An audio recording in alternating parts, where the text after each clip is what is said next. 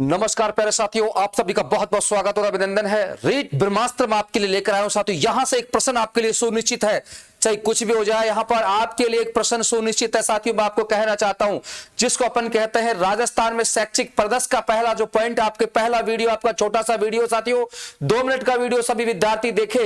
NCERT PDF अगर आपको ई book वगैरह चाहिए तो कैरियर मेरे टेलीग्राम चैनल से आप लोग जुड़े, वहां पर आपको ये सारी चीज उपलब्ध हो जाएंगी साथियों। सबसे पहले आपको मैं बताऊं साथियों, स्कूल मैनेजमेंट कमेटी और एसडीएमसी 2 कमेटियां होती है साथियों, जिसको कहा जाता है स्कूल मैनेजमेंट कमेटी के नाम से जाना जाता है। दूसरी कमेटी आपको पता है स्कूल डेवलपमेंट मैनेजमेंट कमेटी के नाम से जाना जाता है साथियों। इसमें सदस्यों की संख्या जो होती है, एसएमसी में सदस्यों की संख्या 16 होती है साथियों। इसका जो सचिव होता है, क्या तो स्कूल का प्रधानाध्यापक होना चाहिए या प्रधानाचार्य होना चाहिए साथियों? बिल्कुल होगा।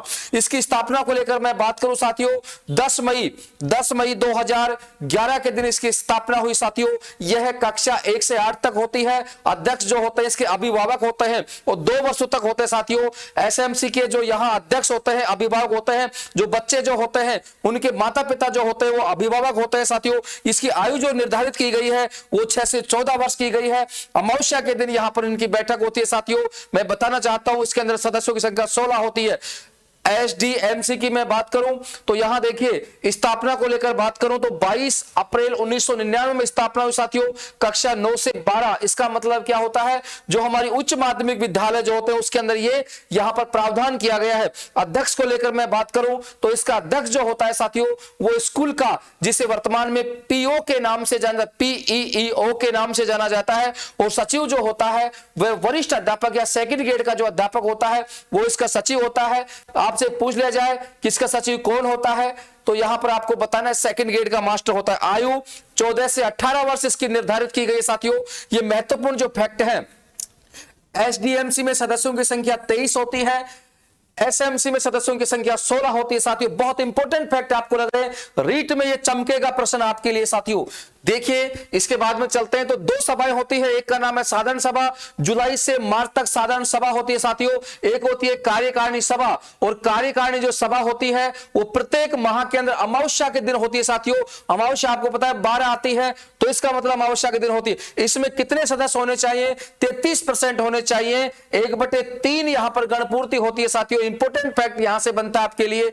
और साधारण सभा को लेकर मैं बात करूं तो जुलाई से मार्च तक 1 वर्ष में 3 बैठकें होती है साथियों।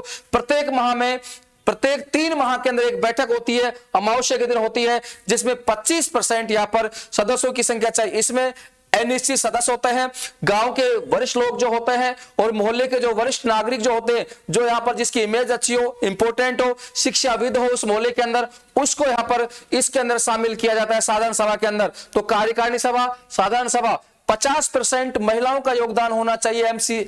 एसएमसी के अंदर साथियों एक बात ध्यान रखना आप लोगों को, एसएमसी के अंदर यहां पर 50% महिलाओं का मुख्य योगदान होता है। इसका जो उल्लेख किया गया है साथियों, एसएमसी की जो धारा की मैं बात करूं तो आरटीआई एक्ट 2009 की जो धारा 21 है उसकी यहां पर उल्लेख किया गया है साथियों। और राजस्थान एक्ट 2011 है, उसके अंदर धारा 3-4 के अंदर इसका उल्लेख किया गया है। तो ये इंपॉर्टेंट जो फैक्ट है साथियों मैंने आपको बताए हैं।